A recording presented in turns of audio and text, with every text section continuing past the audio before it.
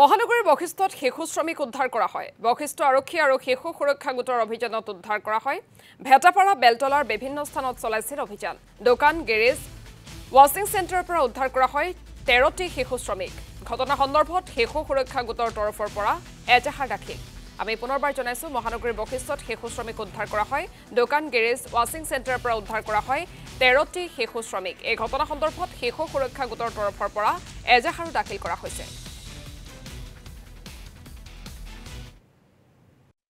এতিয়া 11জন আমি সন্দেহজনকভাৱে আমি ৰেস্কিউ কৰিছোঁ। তাৰে ভিতৰত আমি এতিয়া এনকুৱাৰী কৰিম। বিশেষকৈ তেওঁলোকে কাৰ ৱাশ্বিং চেণ্টাৰ, গেৰেজ, লগতে আপোনাৰ ডেম্পতো আমি পাইছোঁ আৰু সৰু এটা কনষ্ট্ৰাকশ্যন ছাইটতো আমি 2জন পাইছোঁ।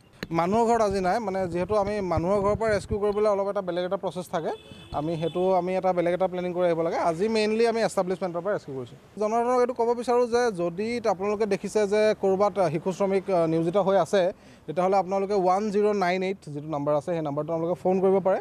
সেই ফোন কৰাৰ লগে লগে আমি আমাৰ ফালৰ পৰা টীম গৈ আমি তেওঁলোকক বাচ্ছাটো